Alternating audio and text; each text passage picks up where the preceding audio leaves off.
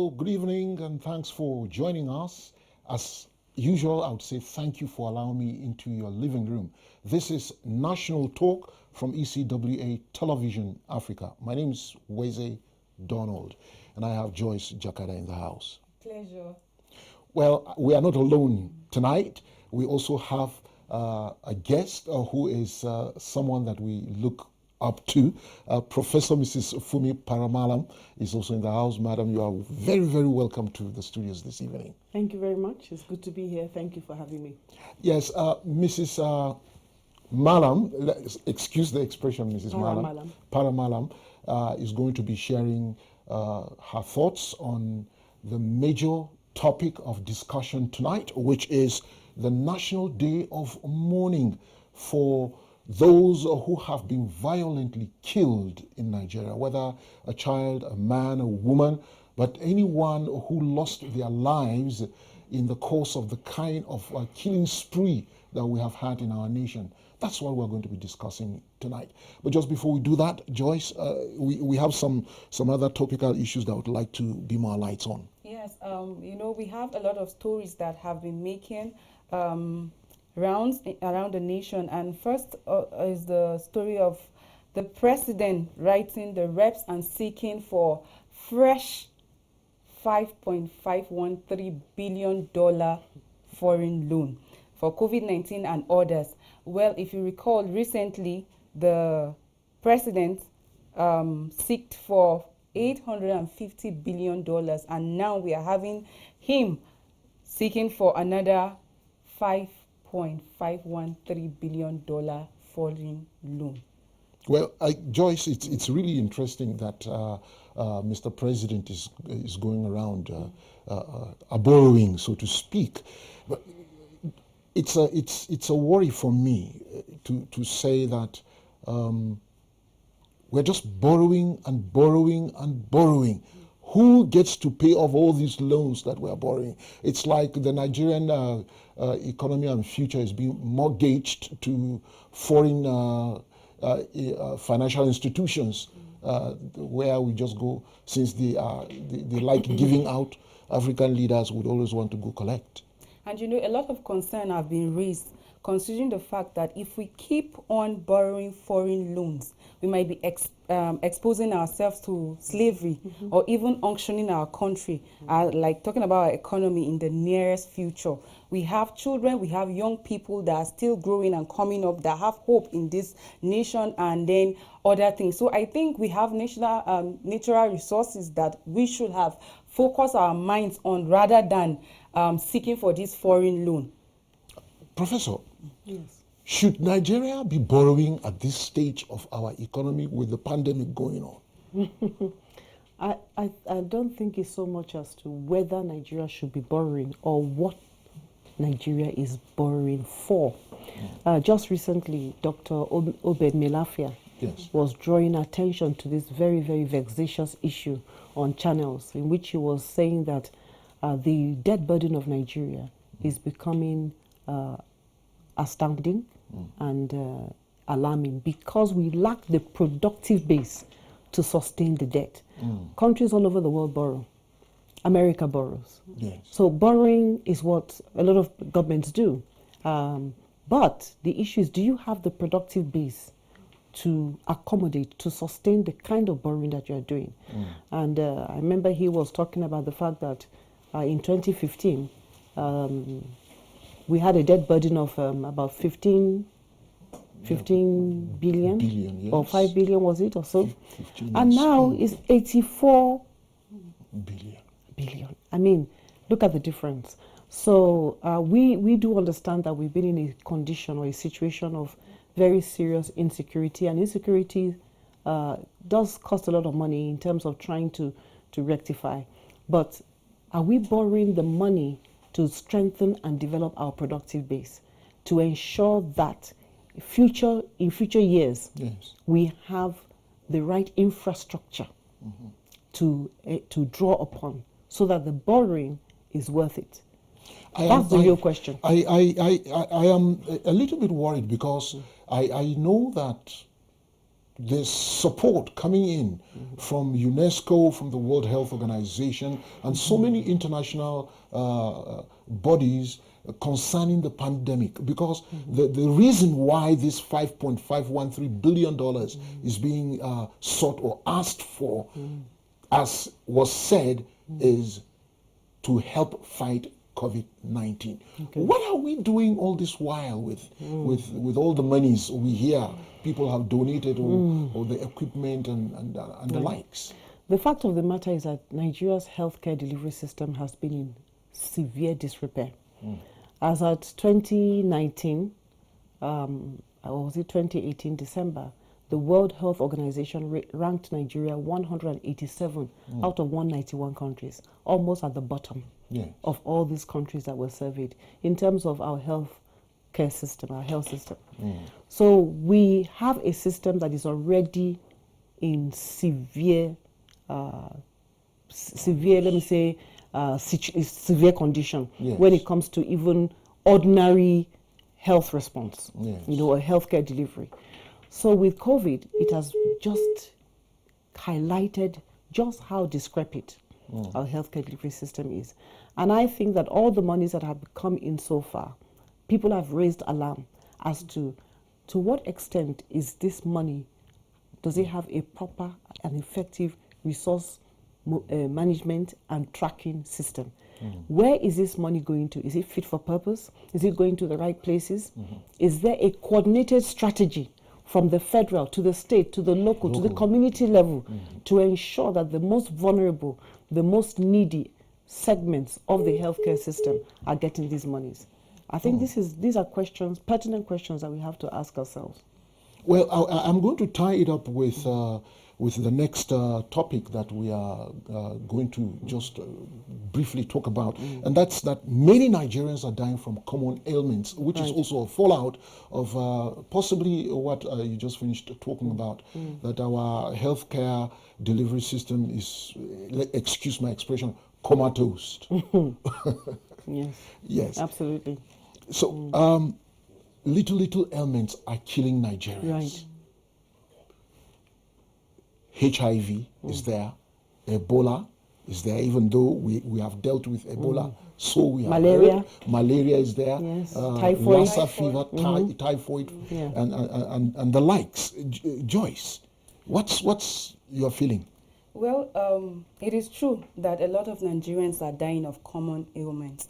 Now, when you look at the healthcare system, just like Prof said, this COVID-19 has exposed a lot of things about our healthcare system, especially the decade in our healthcare system. And now we have a lot of ailments. It is not just COVID-19 that is killing people. There are other ailments that are also killing people. But because of fear of this COVID-19, a lot of healthcare practitioners run away from even treating other ailments. For example, there's a complaint of lack of PPEs, that's the personal protective equipment. And because of that, some of the health workers say they cannot risk their lives, the lives of their family members, and even people that are around them. And they feel like, for instance, in Lagos recently, their doctors were attending to some of their patients, consulting with them through the internet, they don't see physically. And in Plateau State here, just last week, the nurses in Jute who are supposed to be taking care of COVID-19 patients are withdrawing their services because of lack of PPEs, allowance that they were supposed to have, and other things. Now, this has given chance to other ailments to thrive.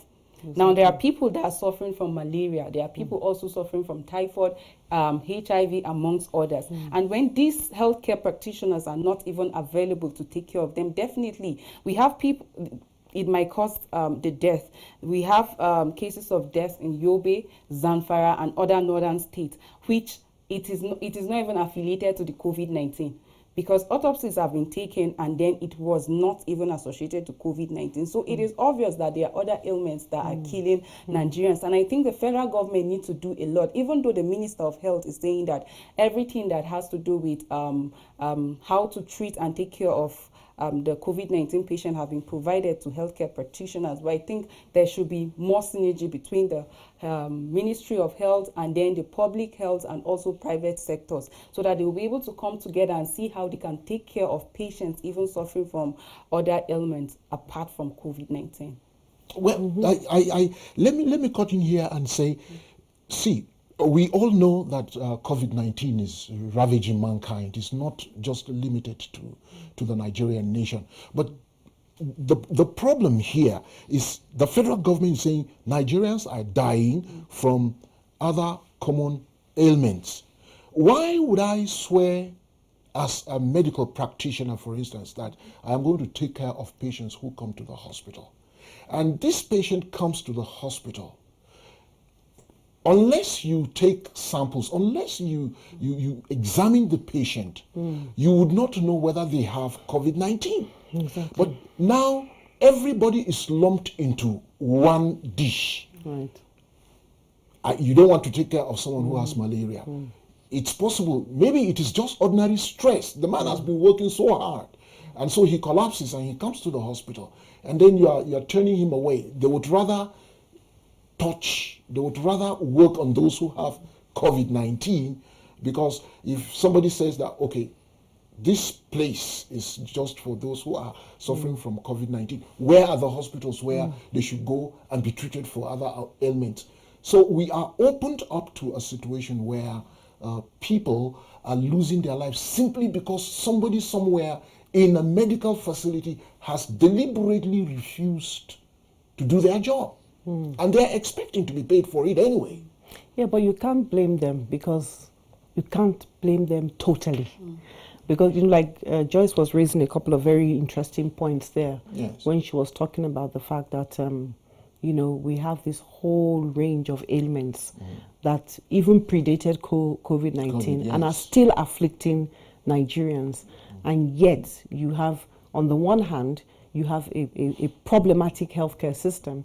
On the other hand, you have an attitudinal problem of health workers because of lack of PPEs, another requisite infrastructure and instruments, and also because of the prevailing system, the culture in which they live.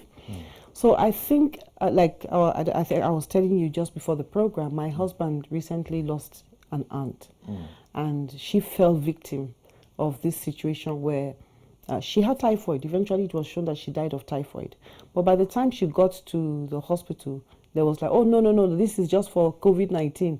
So another place will say, no, we don't know whether this is COVID-19. We don't. So she, you know, it was this COVID-19 aura, this paranoia, I will call it paranoia, has so much affected the healthcare delivery that ordinary Nigerians are falling through the cracks. And we haven't put in place a contingency plan within the healthcare system to ensure that people without COVID-19 can continue to get the required healthcare delivery or healthcare services that they need. I think, on the other hand, we also need to remember that these healthcare workers, they are human beings, right?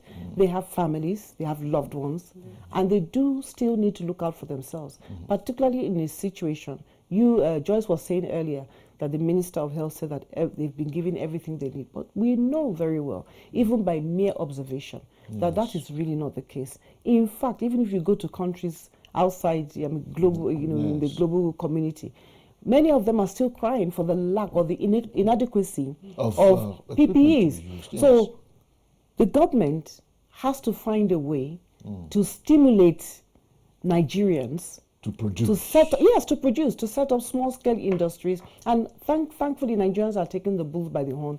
A lot of people are doing it. But I think that government needs to inject capital, inject incentives into that aspect. And so sometimes even it could be an opportunity in disguise. They say where there is danger, there is opportunity. So COVID-19 could also be an opportunity to get us thinking outside the box on how to get Nigerians, more Nigerians in the private sector, in the informal economy, involved in producing equipment. You were talking earlier about reliance on external foreign sources and aid. That's problematic. You know, recently you heard the saga with Tanzania Netherlands, other countries that were returning Chinese equipment because they were faulty. Some of them were coming back with positive results when they should have been negative, and vice versa.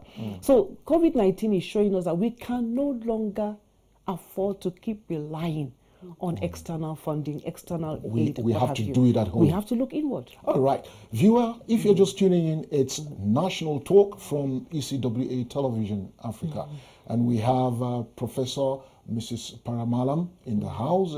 Very shortly, we shall start discussing issues that pertain to the major topic of our discourse today, National Day of Mourning, which was celebrated, excuse my expression, yesterday, the 28th of May, 2020.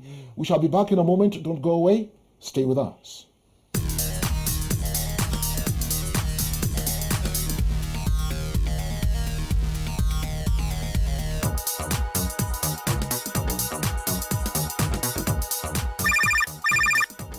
Hello, you're on to National Talk. Share your views on National Talk, 7 p.m. to 8 p.m. Thursdays and Fridays. Calls only.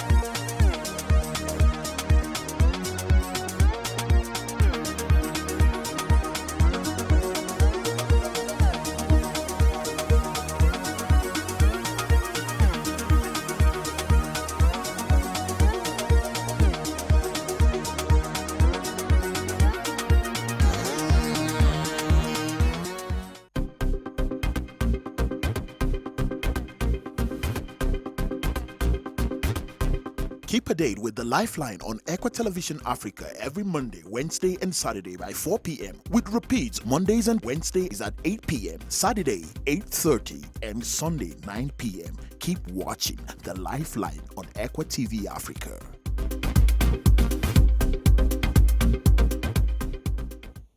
You're welcome back. It's National Talk on ECWA Television Africa. I still have Joyce in the house and Mrs. Para-Mallam.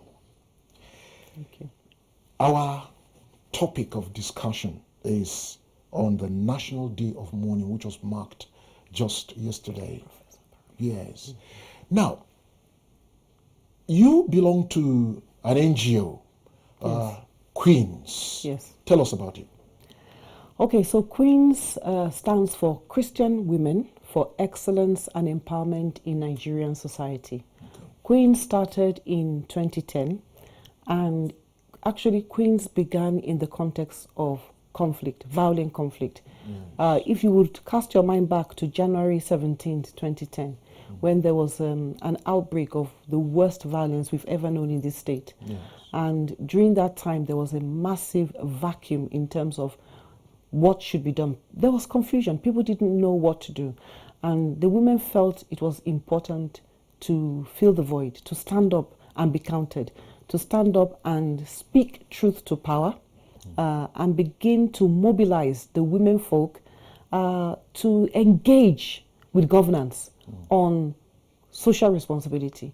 How do we protect our citizenry? Can we continue to just sit back and look? And so Queens, we have our main goal to empower women and girls to become change agents towards national transformation. One of the things that we try to do is to strengthen the leadership capacity of women and girls at all levels, and also to empower women, personal empowerment, economic empowerment, political empowerment, to ensure that women understand that they have something important to contribute to their societies. And we are very particular about social justice, women's rights and human rights in general, child protection, and also youth empowerment. These are areas that are very dear to us.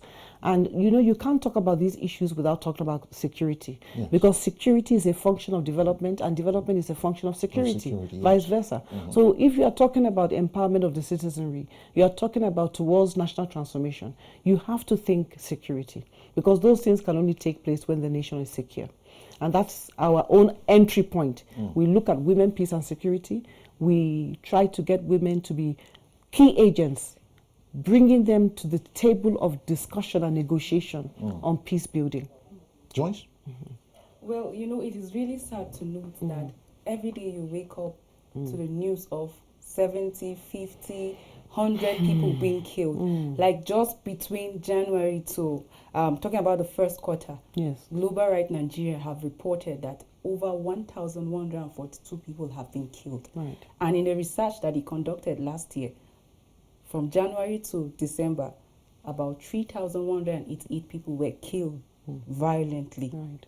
Like, if it's not Taraba, it's in Niger. If it's not in Niger, it is in Plateau. If it is not Plateau, it is Kaduna. When you go out to other nations, you are faced with racism. You come back home here, where we are all of the same skin, you face either issue of genocide, kidnapping, or being killed violently. And it doesn't just end with herders, farmers attack, unknown gunmen like we always hear, or banditry. A lot of women too lost their life through domestic violence. Right. I want to ask, you are part of Queens. Yes. What effort has your organization done, especially in terms of carrying women along? Because when a lot of men have died through some of these attacks, and at the end of the day, the women are left alone with the children and to just cope with life. Exactly. What has Queen done Right. to some of these women that have faced this Yeah, attacks? thank you, Joyce. But before I answer your question, let us even look at some more chilling statistics. Between 2018 and 2020, over 7,000 Nigerians have been killed. Since 2014, between 15 till now, we know that millions have also been displaced. Yes. Millions have been deprived of their livelihoods. We know that this insurgency, militancy, Fulani militia attacks have claimed millions of Nigerian lives, and we know that they have displaced millions of people. These are chilling statistics, but it's not just the killings. It's also the fact that the people who are left behind, widows, widowers, orphans, are left to pick up the pieces. Many people have been pushed into abject poverty because of these things that are happening. You have women, in particular, women and girls, particularly women and girls with disabilities, who have been victims of sexual violence and various other forms of gender-based violence. And for us in Queens, gender-based violence is something that is very, very close to our hearts, because we recognize that even since this COVID-19, we recognize that gender-based violence has become a shadow pandemic, in which there has been a sharp rise in the number, if as some people say 40% rise, in the number of incidences of gender-based violence, domestic violence, and what have you. So what is Queens doing? Well, since we started, we felt the need to set up a shelter. We have a program called Safe House Initiative, and within that program, we provide psychosocial support, legal support, educational and medical assistance, and we provide counseling, discipleship, and mentoring to women and girls who have been victims of various forms of violence. In addition to that, we do life skill training, and we also try to do skills acquisition and entrepreneurial training. We've done various things like that over the years. Of recent, we also found that when it comes to addressing violence and conflict, women are often left out of the discussion. Okay? So peace building initiatives are virtually a male affair. And we felt that no, women need to be at the table. Because somebody said when women are not at the table, they're on the menu, because they don't benefit from discussions. And in fact, their peculiar issues are left off the table.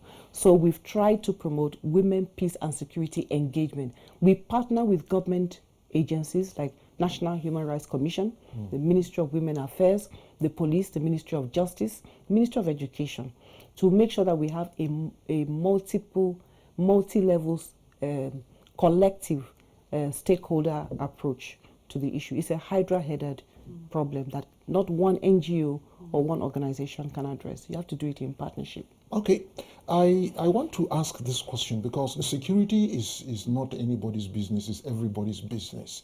Okay. Let's take a look at the primary security outfit that is vested with the responsibility of securing us, the police. I know the Army, the Navy, the Air Force are for external aggressions if they come against the Nigerian nation, but the police is the one that has the responsibility of taking care of us here. How far so far? Would you say their scorecard is something to go home and smile with, or that there are rooms to be improved upon? How far so far? Not far at all.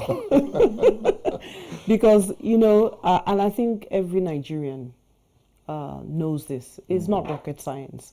We all live in Nigeria. We know what Nigeria is all about. In looking at the police, one thing that we have to admit to ourselves is that the police force has suffered decades of truncation, decades of neglect, and decades of failure to develop its system. So, in other words, system building for the police has been largely absent. We also know that recently the government, in recognition of this, in fact, where I work, the National Institute for Policy and Strategic Studies, in 2018, the President Buhari commissioned us to look into the issue of community policing. Yes. And this was a recognition of the fact that we have a gaping, hole when it comes to security at the level of community. Most of the attacks you referred to earlier are communities. During this lockdown, how many communities have been attacked, families wiped out, people just killed while we're supposed to be in lockdown? And yet some people still find the time to roam communities and go and start killing people. That is an issue of policing. And so we all know that policing is not the best, it's not what it should be in Nigeria. And while the Constitution permits that the army, the military could come in, in aid of civil authority, we know that even that is not working. Currently, the military is deployed to virtually all the 36 states, and yet insecurity prevails. So we've been doing something, we've had a strategy on board, but somehow that strategy is not working. It's time to think outside the box. All right, time to think outside the box. We shall take a break and come back. Then I will allow the lines to go on so you can field questions from our viewers who are also following this line of discussion. Viewer, will take a break and come back very shortly. Stay with us. It's National Talk.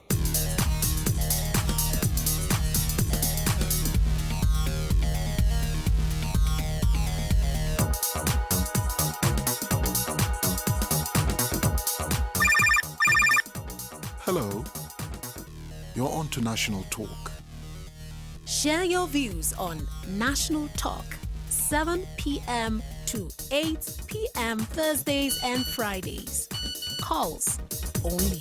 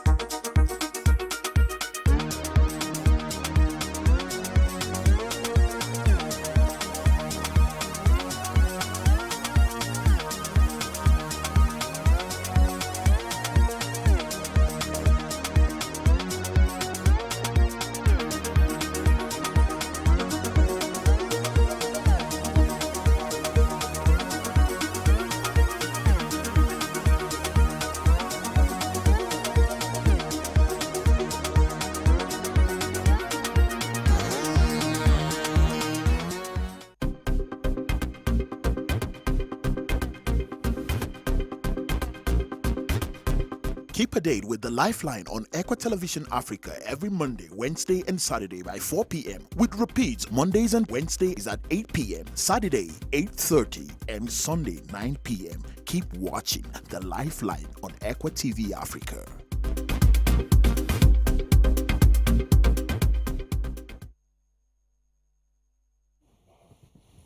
It's National Talk on ECWA TV Africa. I'm putting the lines on now, but I want to give you an advice. Please, when you call, make sure that you are away from your TV set if you must hear yourself on the set. Or better still, bring down the level of your television set so you can talk to us through your earpiece on the phone. That way, we can have a good conversation. I also want to advise that tonight, I am going to cut off your line if I hear my voice at the background of your call. You're welcome back. National Day of Mourning. And you had a line of thought before we went on break. The police is stretched to a point where scientists will say point of inelasticity. It means it will break if nothing is done about it. What would you proffer? And going by the fact that outside of being a member of Queen's, you also work at the National Institute for Policy and Strategic Studies in Kuru. Yeah. Honestly, to my mind, and I think the National Institute, in its report to Mr. President, did recommend this, and I think they are doing something along those lines. First and foremost, we need to prioritize community policing. Okay. And there are obviously steps in that direction. In fact, I think the federal government set up a committee on community policing and how to integrate community policing. I love the India model because we went to India in 2018. And in the India model, community policing is a community affair. Okay. It's not just an institutionalized affair.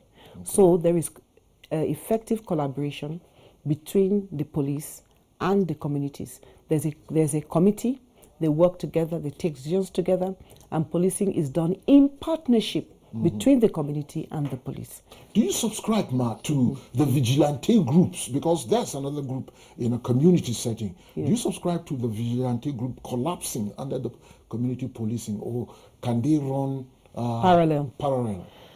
I think the ideal situation would be for us to have a coordinated approach to it, where and I really salute the vigilante groups, because these people have filled a gap. It's they've served a very, very viable role. When we went to some state, we went to Katsina State, for instance, on our study tour. Yeah. We were told that the vigilante were highly respected by the communities. They were doing a great job and they were collaborating with the police. Now that needs to be further strengthened. Yes. So what I would suggest is the strengthening of collaborative networks or collaborative relationships between vigilante groups and the official policing formations. I think it's very, very important. Secondly, because you asked what would I prefer, and that's just one of the things, yes. Community police, strengthen community policing. But also the police that we have needs to be retrained, better equipped, and also we need technology. They need to be equipped with the right technology. This is so critical. This is the vast terrain that we have. The modern society that we have requires a police outfit that is well technologically driven. Josh? Can't do without that. Well, just to add to what you have said in terms of the vigilantes, as in carrying them along, even within this COVID-19 period, when you go down the street, talking about here in Plateau State, just you see more of the vigilantes, the community police people like on their duty post. And I think it is high time that the government look into their direction, like carrying them along. Yes. But my concern is this: we have regional police like the Amotekun. Yes. We have some that have been inaugurated recently. Do you think that this is going to be effective, considering the fact that we have some loopholes, like talking about diversion of funds and then the issue of corruption? Will this be effective? Yeah. So when it comes to the issue of corruption, we know that corruption has also been a problem even with the existing federal system, policing system. Okay? So the issue for governance is to put in place appropriate checks and balances, mechanisms that would already envisage and, you know, forestall that corruption will certainly want to rear its ugly head. So what do you put, what robust monitoring and evaluation system do you put in place to make sure that corruption, if not eliminated, is minimized?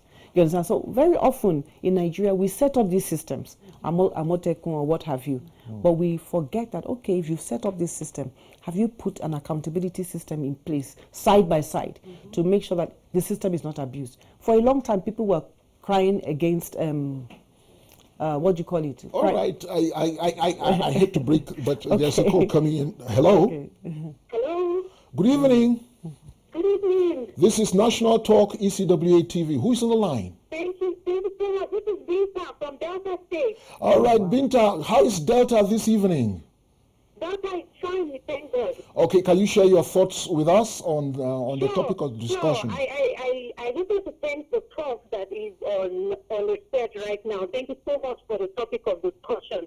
But how can one get to the Queen, that is the NGO, like people that are victims of violence? How can they easily reach the Queen to be helped? All right. Thank you. You're welcome. We have a website that people can go to, www.queensnigeria.org. We are also on Twitter at Queens Nigeria. We are on Instagram at Queens Nigeria, and we are on Facebook at Queens Nigeria. You can contact us to any of those platforms. We have helplines. Unfortunately, I didn't bring those helplines with me, but people can contact us on any of those platforms. Yes, it's really important because knowing that the female gender and the orphans out there are the most vulnerable in our society. Absolutely. They would want to identify with a group that is looking over their shoulders for them and protecting the flanks. I guess Queens is doing a yeoman's job there. I must applaud the Queens. They're really doing great, ma'am. Okay, now we are talking National Day of Mourning. We have 5 states that have been marked out as the most dangerous states. What role is the Queens playing alongside Global Rights Nigeria, which is also a body that has brought up the idea of NDOM? Right. Well, so we salute the initiative of Global Rights Nigeria for even thinking of the need for a National Day of Mourning. You know, unfortunately, when you look at the collective consciousness, the collective psyche of Nigerians, it seems as if we have accepted the killing of Nigerians as the new norm. We hear this news and we say, God help us. So, you know, it's almost as if, you know, we get used, it doesn't shock our consciousness any longer. And by raising this issue, Global Rights has done a marvelous job. It has jolted us into thinking again that we are actually in a very abnormal situation where Nigerians are being killed when we are not at war. And the figures of Nigerians being killed is almost like wartime. In fact, it's worse than wartime, the way Nigerians are being killed. And you see, one of the things that Global Rights said is hashtag yet not at war. So though we are not at war, we are dying as if we are at war. And this is a crisis. We are in a crisis. We are under siege. And we need to stand up collectively. And that's what Queens is trying to do, along with groups like Global Rights, to say we need to do something. All right. Policy position of government has a major role to play here because if government, I'll get back to that. Let me take this call. Hello? Hello. Hello, good evening. Good evening. Who is on the line? May I know you and then your location, please? Okay, I'm Idris calling from Adamawa State. Okay, Idris from Adamawa State. How are you this evening? I'm fine. So please go ahead and share your thoughts with us on what we are discussing. I just want to comment on the issue of the debt, the borrowing. Like Nigerians, our government, both at the state and federal level, keep borrowing money. And I just want to say and advise that it's not good enough for our country today because the demands that come with the demands that come with with a giving of loans is quite demanding on countries. And then again, we keep indebting ourselves and making ourselves to become tied down by some of the debt requirements. So as a citizen of Nigeria, I would advise that before we take any loan, we should think of doing anything. If it is really for us to keep it through, we can look inward and survive on some of the resources that we have. Yeah. That's my take on the issue of the borrowing. All right, thank you for calling in. She's saying she would advise government not to go borrowing because it's mortgaging we our need to future. look inward. Yes. I totally agree with her. Sure. I do agree. Okay, the calls are just coming in gradually. The network is fairly good today, unlike the previous editions when we were really struggling and the calls were just jamming into each other. Now, here is another one coming in. Hello? Hello? Hello. Hello, good evening. Good evening. Please, can you speak a little bit louder? Okay. All right, good evening. Who is on the line, please? I'm calling from Benue State. From Benue State. Wow. How is Benue this evening?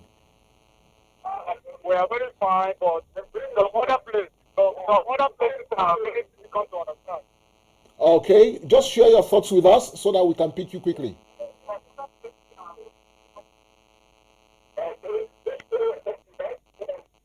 Hello?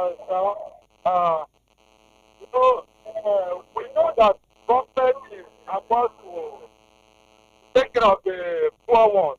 Yes. But why is it that other places are fighting all over the place that the government has not taken about? Hello, go ahead. I'm listening. Why is it that those government people are saying that they are government, but why is it that they are not fighting about the other people that are fighting for everywhere around the areas? Okay.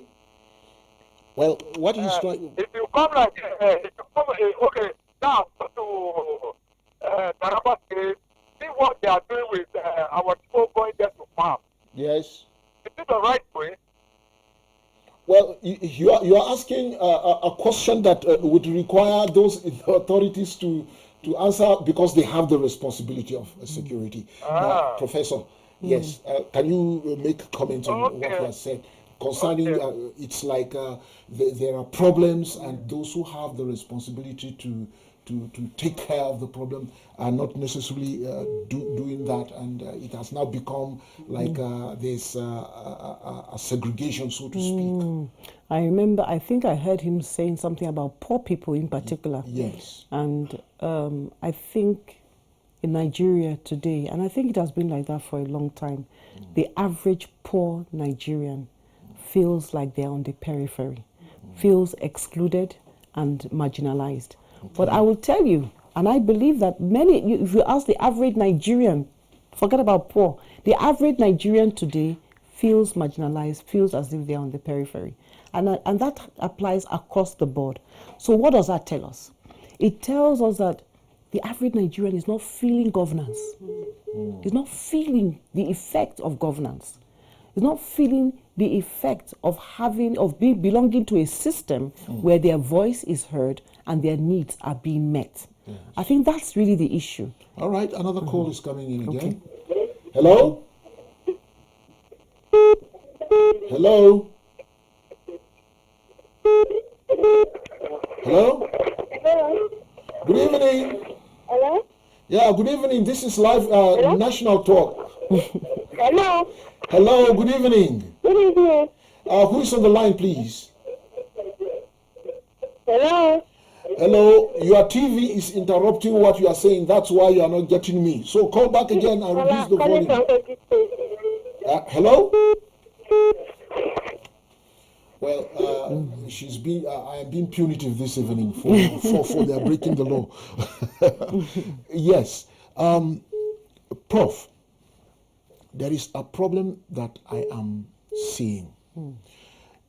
It is good to have community policing, yes, But where the community is so, excuse the expression now, weather beaten, finance emptied completely, and you have this group of young men who are now vested with the responsibility of going around and making sure that there is security. Don't you see danger there? Because with unemployment now, and then suddenly they are smack there, they have responsibility to check what is happening in the community. Is it not possible that maybe some of these young men could decide to say, we're going to take the law into our hands? Absolutely. We have had cases of vigilante group members now turning into the aggressors in certain communities. Now, what would you suggest as a solution? No, this is a very, very important point that you've raised. Under the community policing framework of the Nigerian police force, what is envisaged is that volunteers to participate in community policing who come from communities should be trained. All right. You shouldn't just be a vigilante because you are young and able-bodied, but you should be a vigilante because you've passed through at least a basic level of training, and that training should also include issues of how to respect the human rights of your community. Okay, a call is coming in. Okay. Let's take it. Hello? Hello? Okay. Hello? Hello? Yeah, hello, good evening. Good evening. This is National Talk. Talk to me. Good evening. Hello, good evening. Yeah, good evening. Talk to me. How are you doing? I'm fine. Who is on the line? Hello? His call off. Well, yeah, hello? Hello? Hello? Yeah, good evening. Who is on the line, please? This is Ayok from Basa, Plateau State. Okay, Ayok, how are you this evening? The evening is fine, it's okay. Finally, my number has reached. I've been trying, I've been calling. Oh, we apologize. The lines have been jamming each other, and we give God the praise that you are able to get through today. Thank you, sir. So, share your thoughts with us.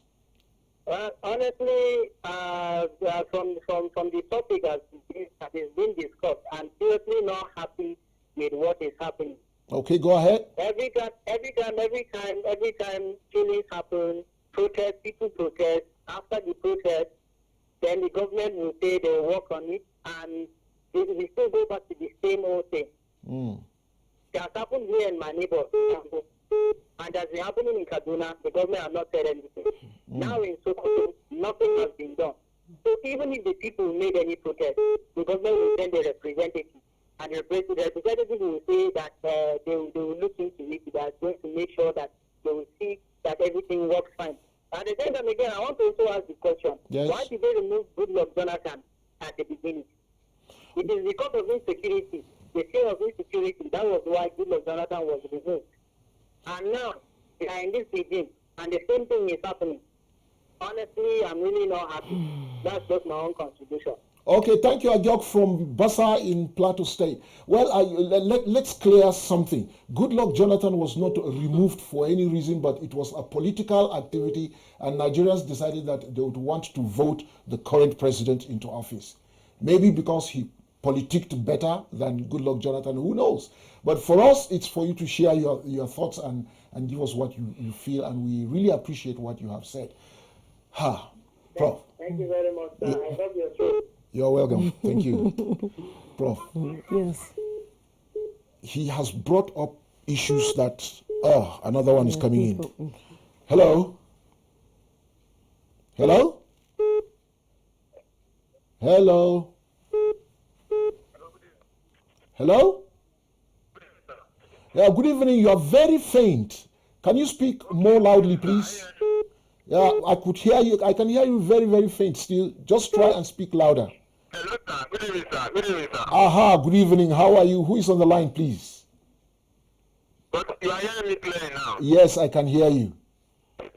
Okay, this is Kenneth calling from Delta State. Kenneth from Delta State. How are you? You called me last night, and you're calling today again.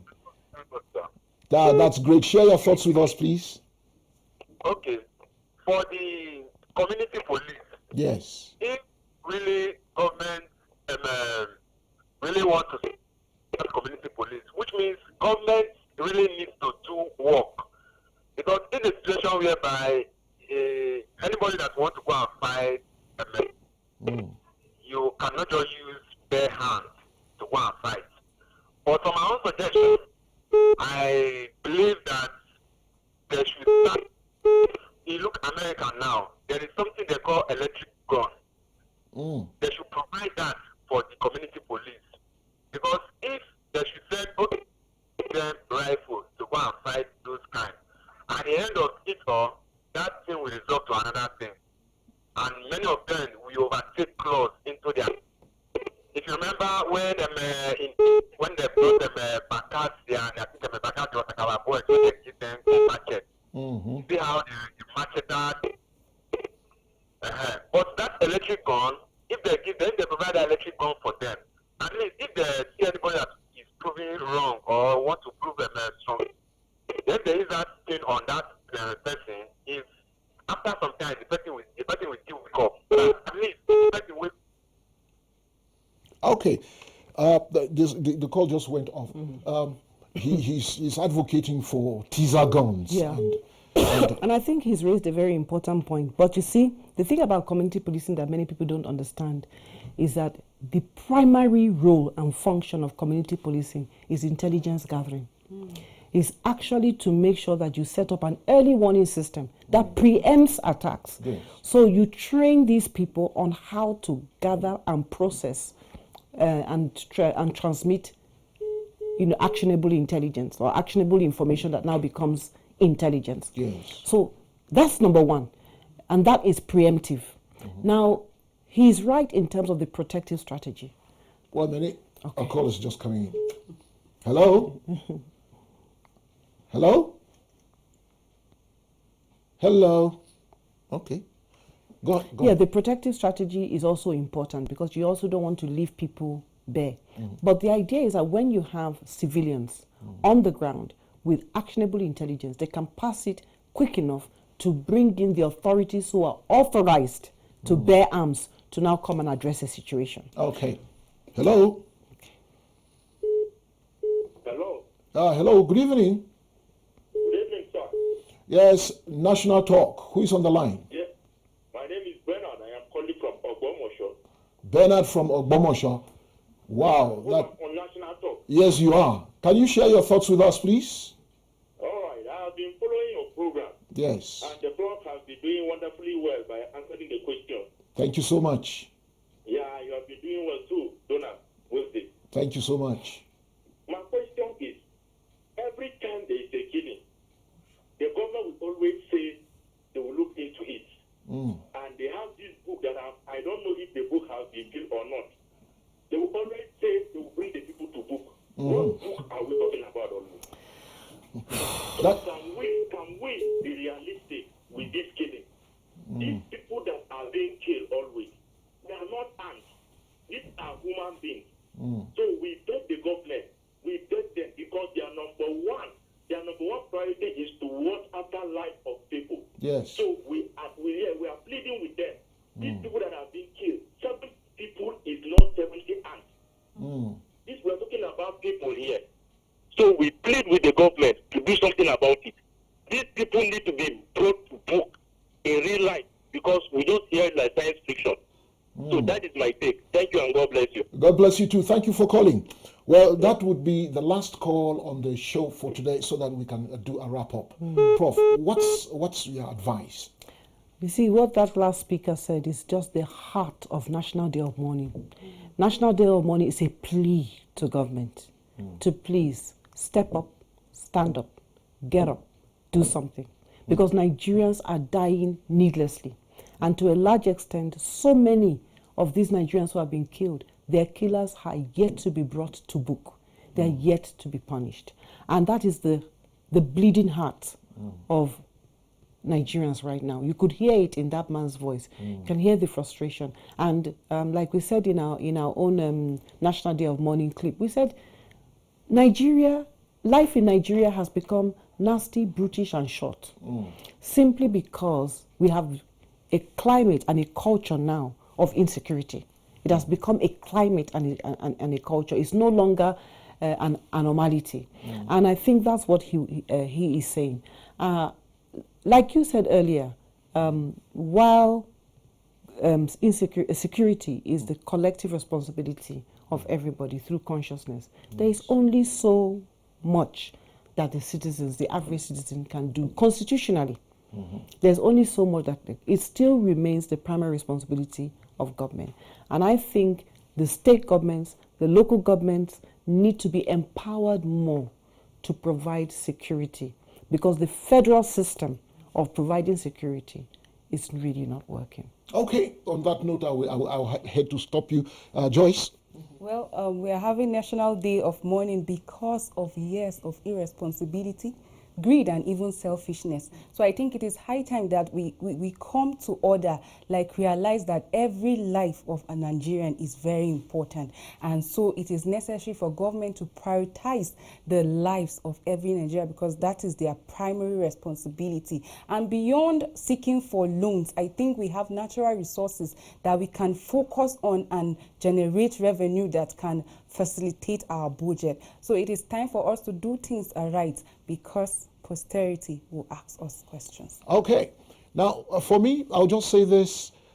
Be with us next week, Thursday, at 7 o'clock in the evening, when we shall be back with another topical issue. Until then, I'd like to thank Professor Para-Mallam for coming to the studios. Thank you. It's been wonderful to be here. Let's prioritize Nigerian life. Thank you very much, Joyce. Bye-bye, Ko. My pleasure. All right, to my viewer, I'll see you next time. It's National Talk on ECWA TV, Africa. Thank you.